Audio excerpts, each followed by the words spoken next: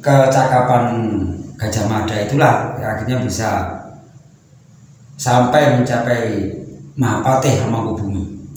Nah itu mendampingi Prabu Hayam Wuruk. Dan Prabu Hayam Wuruk ini juga membawa Majapahit sampai ke puncak keemasannya waktu itu. Dari di mana rakyat tentram atau murah sandang pangan waktu itu. Kerajaan makmur. Kerajaan makmur. Nah, dan di tahun itu mungkin udah tentram, tidak ada namanya perang, nggak ada. Selama dipimpin sama Hayam Wuruk. Hayam Wuruk waktu itu. Nah itu.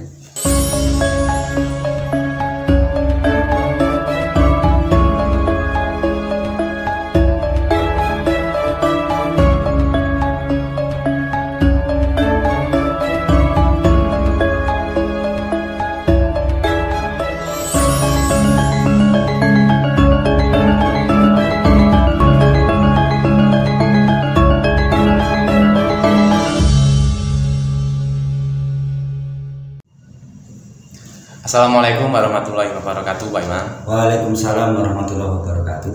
Panggih malih kali Sekar Media nggih.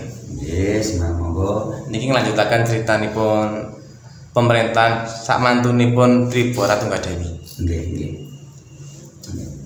Sebelumnya saya mengucapkan Assalamualaikum warahmatullahi wabarakatuh. Waalaikumsalam warahmatullahi wabarakatuh. Saya ucapkan selamat malam, selamat pagi, selamat siang, dan selamat sore kepada seluruh pemirsa YouTube dimanapun Anda berada, dan selamat berjumpa kembali dengan sedulur-sedulur semua dari Sekar Media.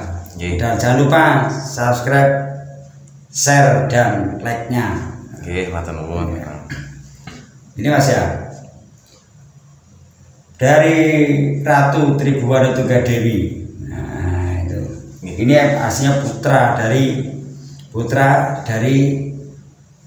Ibu Gayatri, dari Gayatri dengan Raden Wijaya atau Prabu Kertarajasa Jayawardhana. Dan kemudian beliau setelah penyerangan di Geta Sadeng, Geta itu sekarang Situbondo. Nah, Situbondo. Dan setelah itu terus melakukan peluasan kekuasaan. Ya, sepertinya melanjutkan cita-citanya kakeknya, cita-cita dari Prabu Kertanegara. Meluasan terus dari Kertasadeng terus sampai ke timur, sampai ke Blambangan, sampai Blambangan terus, bahkan sampai ke luar pulau, sampai Sriwijaya. Karena sebelum ada Sumpah Palapa dari Gajah Mada, pemersatu Nusantara ini yang pertama sebetulnya malah Tribhuwana Tunggadewi atau bisa disebut Rajendra Dewi gitu ya. Nah, dan setelah semua udah damai, udah ada perang waktu itu Mas, udah ada perperangan. Kemudian kekuasaan atau kekuasaan dari Majapahit Singgasana diserahkan kepada putranya Prabu Hayam Wuruk bergelar Abhiseka Sri Rajasa Kertanegara, Rajasa Negara, ya, lengkapnya gitu. Dan didampingi oleh sang Mahapatih yaitu Mahapatih Gajah Mada. Gajah Mada ini kalau digambarkan tinggi besar Mas ya. Gajah Mada itu digambarkan tinggi besar padahal enggak. Ini ada foto-foto ini pula ageng kan? Ya, tinggi, besar, gagah, gempal. Sebetulnya enggak. Kalau yang aslinya orangnya enggak, kecil aja. Kayak sampean biasa. Cuma karena namanya melegenda, kan digambarkan orangnya tinggi besar. Sebetulnya enggak, orangnya kecil aja. Dan Gajah Mada ini, maaf sebetulnya saya enggak bermaksud untuk mematahkan pendapat dari teman-teman yang lain, mematahkan dari sejarawan yang lain. Ini dari Wangker atau dari Jombang gitu. Itu saya anggap semua betul kan gitu. Tapi ada yang lain, ada versi yang lain. Versinya masing-masing. Ada versi yang lain. Belum pernah itu yang melihat atau situs-situs yang lain. Dan peninggalannya yaitu di Sitinggil di Gunung Ratu.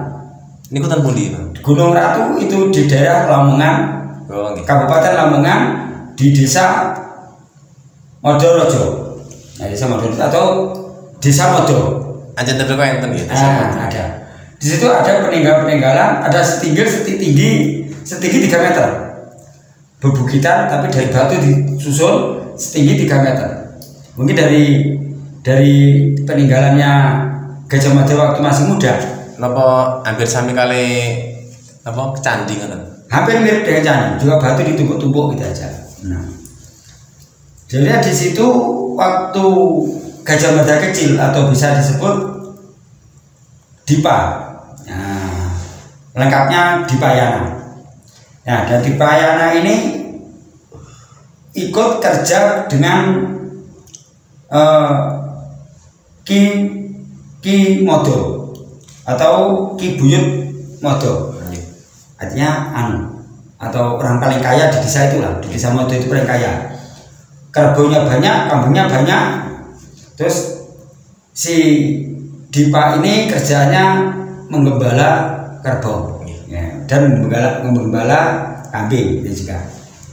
Tasih alitik Pati Gajah Mada. Betul, hanya gitu. Kemudian menggembala terus. Ya tempatnya ya di Sitinggil situ, memilih tempat di situ terus. Mungkin ya karena rumputnya yang bagus, rumputnya yang tinggi-tinggi, mungkin yang suasana juga enak di situ mungkin. Nah akhirnya ketemulah dengan Brahmana yang akhirnya jadi gurunya. Brahmana Anuraga namanya. Brahmana Anuraga nama aslinya ya si Kuda Anjang Piani, putra dari Sang Adipati Tuban Ranggalawi. Oh, si Brahmana tadi masih putranya Ranggalawi. Putranya Ranggalawi, akhirnya jadi gurunya Gajah Mada ini. Gajah Mada kecil dididik terus.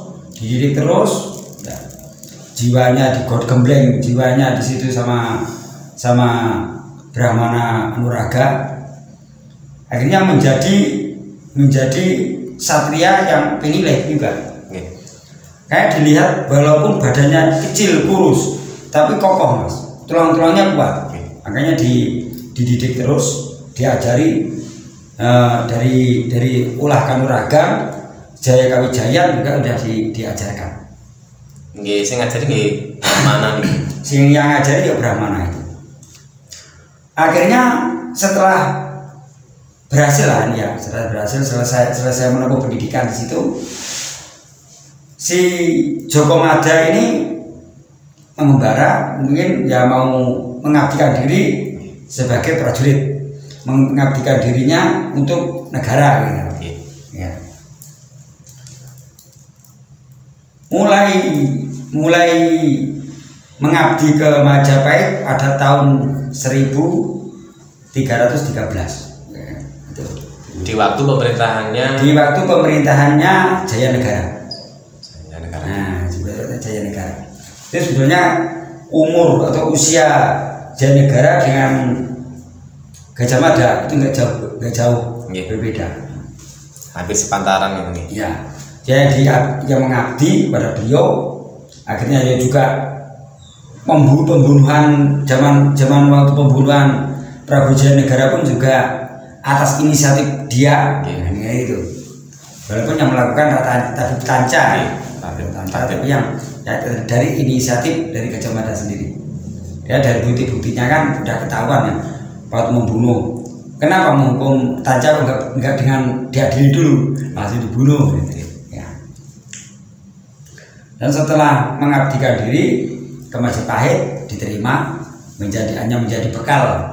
Kalau ya seperti kemarin Weton ya rendah. Karena kecakapan Gajah Mada itulah akhirnya bisa sampai mencapai Mahapatih Hamangkubumi. Nah itu mendampingi Prabu Hayam Wuruk. Dan Prabu Hayam Wuruk ini juga membawa Majapahit sampai ke puncak keemasannya waktu itu. di mana rakyat tentram atau murah sandang pangan waktu itu. Kerajaan makmur namanya. Kerajaan makmur. Nah, dan di tahun itu mungkin udah tentram, tidak ada namanya perang, nggak ada, selama dipimpin sama Hayam Wuruk. Hayam Wuruk waktu itu. Nah itu. Dan Hayam Wuruk sendiri punya putra dan punya putri. Yang punya putri ini dari permaisuri. Nah, dari permaisuri, dan yang laki-laki dari Selir kan gitu. Nah, nanti ke video berikutnya kita bahas sekali. Atau pemerintahan pun Hayam Wuruk ini saya ini. Pemerintahan Hayam Wuruk ini stabil. Nah, stabil. Bahkan sampai dilanjutkan kembali mungkin dari perjuangan Tribuana Tunggadewi, dan Tribuana Tunggadewi setelah menyerahkan pimpinan ke putranya, beliau menjadi penasihat raja. Jadi menjadi ketua kalau sekarang bukan ketua paguyuban para nasihat raja yang paling senior. Nah, itu yang paling senior Tribuana Tunggadewi. Dia terus mendampingi putranya sampai ke mempersatukan Nusantara, sehingga di bawah panji Majapahit, juga dengan panjinya merah putih waktu itu. Berarti sami nggih. Sami. Kali Indonesia sami nggih. Kalau dulu namanya bukan merah putih. Nah, kalau dulu kan getih getah. Nah, namanya getih getah, getih merah, getah putih. Berarti nama genderane bangsa Indonesia niki tapi berupa umbul-umbul. Senes kotak, bukan kotak memanjang segi empat, bukan. Jadi berupa umbul-umbul merah putih. Berupa umbul-umbul biasa. Atau ditarik ke sejarah niku kerajaan Majapahit niku benderane sami kali Indonesia. Sekarang memakai kembali menirukan zaman dulu. Umbul-umbulnya merah putih sekarang. Getih getah. Ini dari Singasari pun sebetulnya sudah pakai panji atau pakai bendera getih getah ini sudah dari Singasari dan pakai. Nah itu. Dan di mempersatukan Nusantara ini dilengkapi dengan sumpahnya Gajah Mada yang namanya Sumpah Palapa, bahkan diabadikan sampai sekarang sebagai nama satelit. Satelit Indonesia. Satelit Palapa itu diabadikan karena nama yang legenda ya. Sumpah Ibu Mahapati Gajah Mada. Karena waktu itu kapal udah punya kapal besar, udah punya pelabuhan besar, angkatan perang juga udah besar, angkatan lautnya juga besar di Tuban waktu itu. Kan dipusatkan di Tuban, Mas. Boten Tencanggu. Angkatan lautnya di Tuban. Boten Tencanggu. Udah enggak lagi di Tuban, dipusatkan di sana. Nah, karena pelabuhan besar di sana. Karena perdagangan dari luar, dari Cina, dari Arab mungkin namanya di sana. Sandarnya tentu kan. Sandarnya di sana. Kan dari pemerintahan Hayam Wuruk ini baru ada pedagang-pedagang dari Persia kan udah datang. Baik itu dari India, dari Arab, Timur Tengah. Nah, Timur Tengah itu udah datang. Sudah masuk dan udah masuk. Udah masuk. Tapi waktu itu yang masuk pertama pedagang dari Cina Laksamana Cheng Ho. Laksamana Cheng Ho. Nah, dalam perjalanan Hayam Wuruk ini mungkin ada mungkin gimana ya? Karena ada perang selisih paham waktu itu. Ada selisih paham antara putri raja dari Pajajaran. Sehingga nah, itu bukan Gajah Mada, Mas. Bukan yang berbuat membantai pasukan di Bubak waktu itu, bukan Gajah Mada benar. Cuma ada provokasi kan gitu.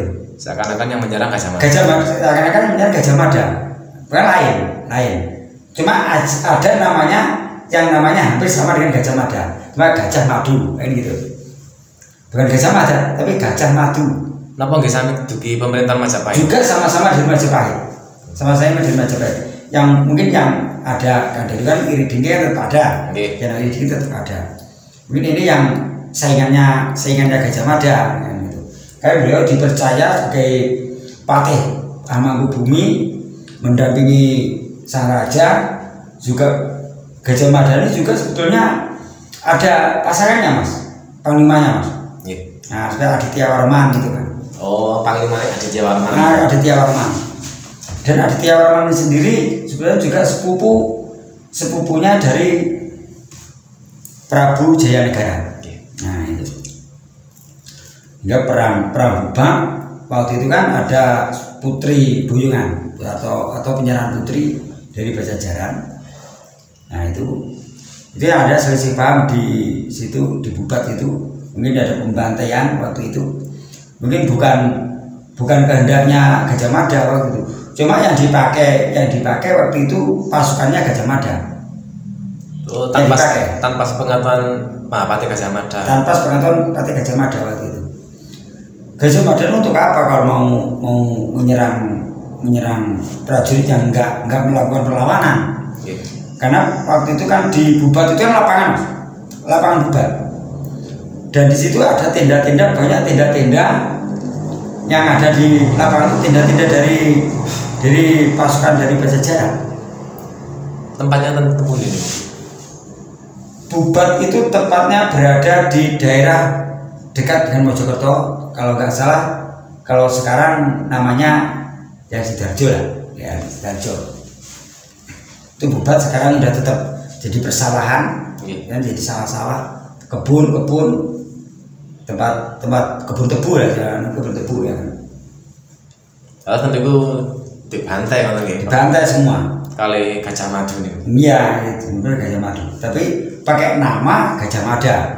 Kayak fitnah, kayak fitnah, Gajah Mada nggak fitnah. Nyilih jeneng kan. Nah itu. Akhirnya Gajah Mada ini terusir dari Majapahit. Gara-gara nih wow. Gara-gara itu Gajah Mada terusir dari Majapahit. Sebetulnya berat, meninggalkan Majapahit ini juga berat.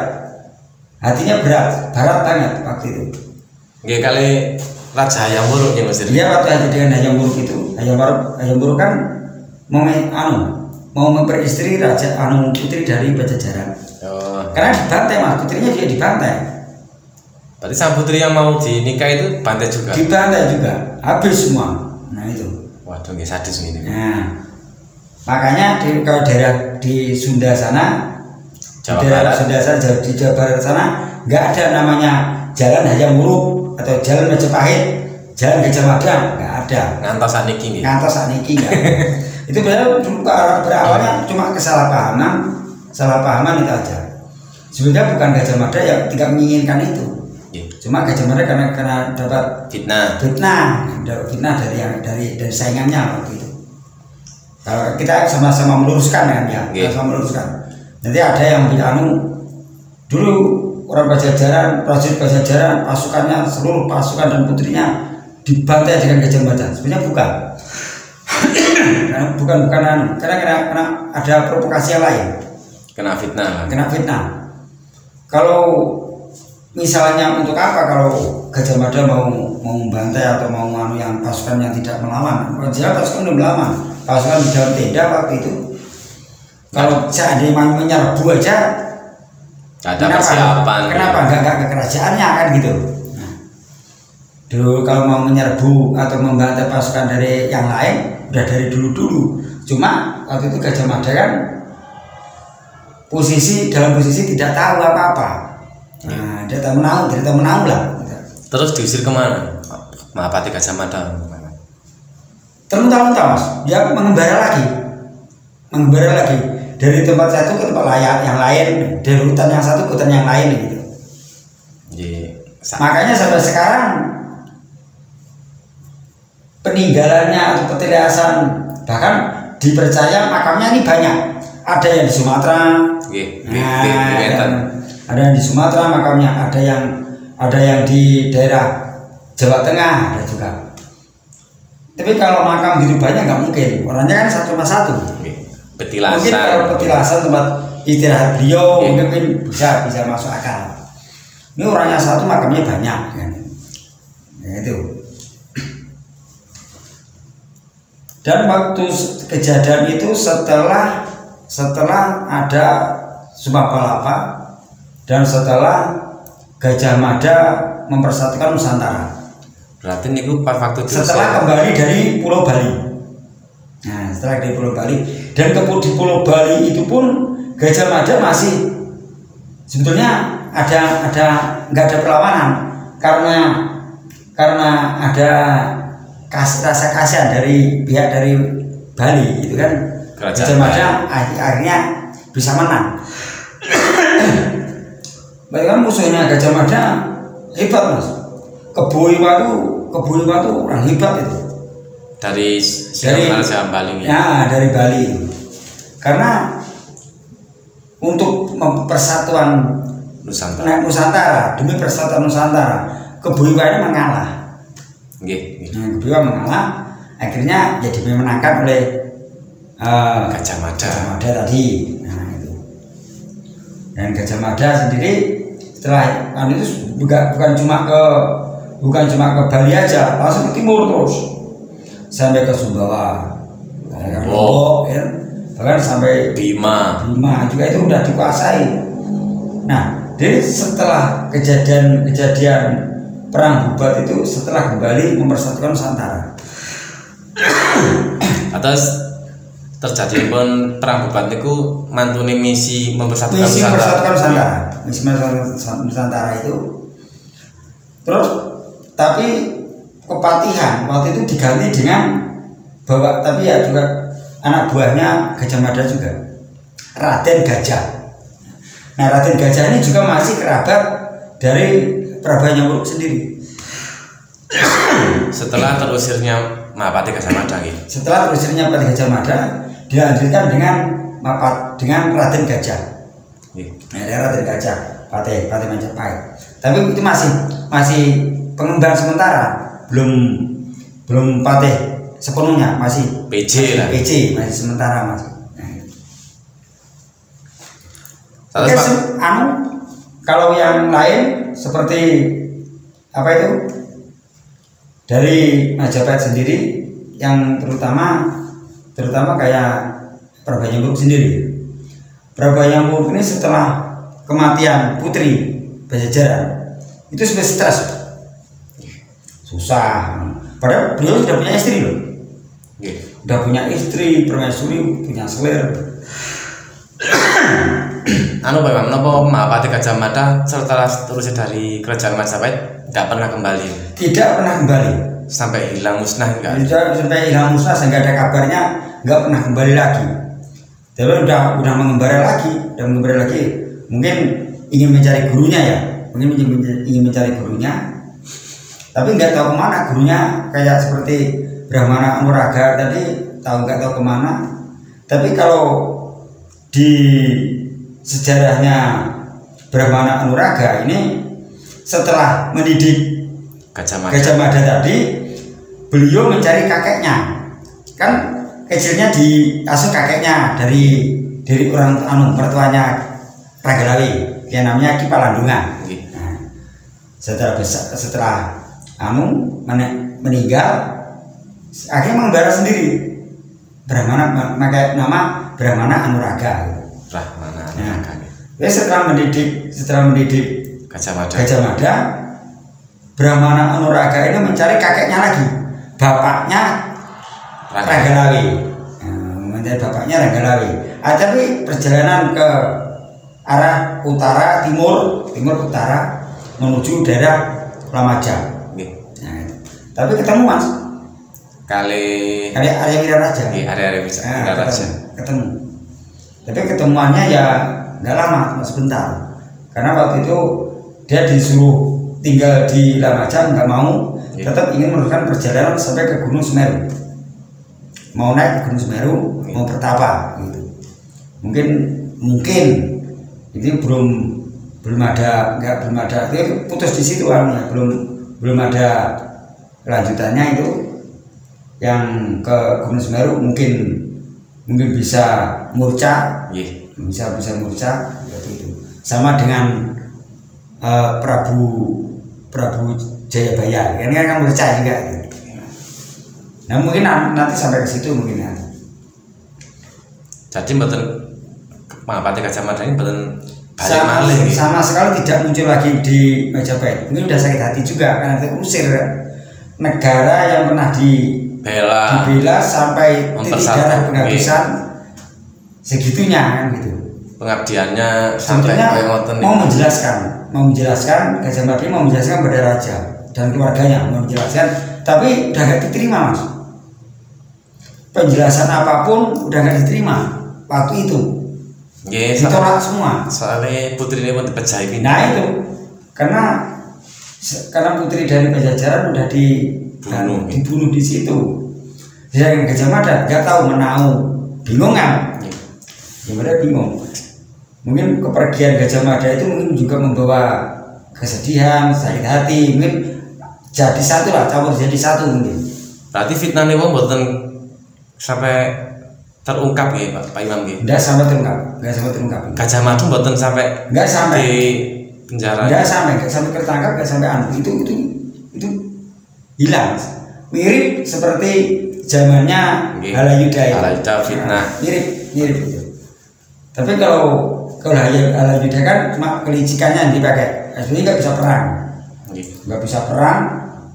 Mungkin ulah kanuragan pun juga nggak bisa kalau cuma kelicikannya yang dipakai. Kalau Gajah Mada kalau Gajah Mada memang juga panglima dengan Senopati juga ikut nyerang juga. Jadi nggak cuma merintah kok, dia ikut perang juga, ikut berpolitik juga.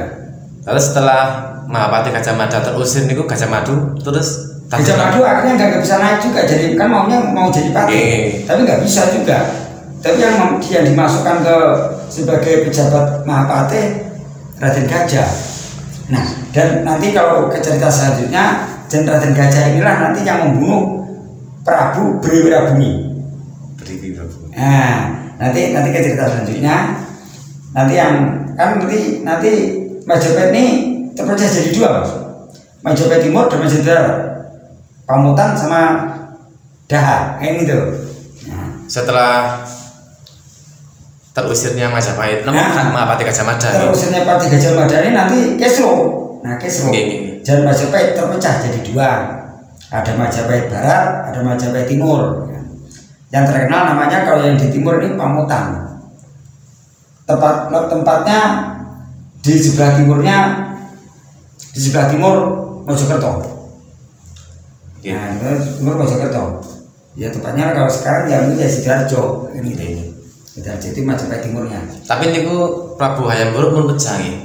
Zaman itu kalau waktu ada Majapahit Timur dan Majapahit Barat, Prabu Hayam Wuruk sudah tidak ada. Oh, pun tidak ada. Yang melanjutkan kan menantunya. Yang ini belum gantian waktu itu. Oke, sementara penjelasan dari saya cukup seperti itu. Memang. Bila ada kesalahan atau kekeliruan untuk dulur-dulur Sekar Media, minta maaf yang sebesar-besarnya. Dan cukup sekian. Wassalamualaikum warahmatullahi wabarakatuh. Waalaikumsalam warahmatullahi wabarakatuh.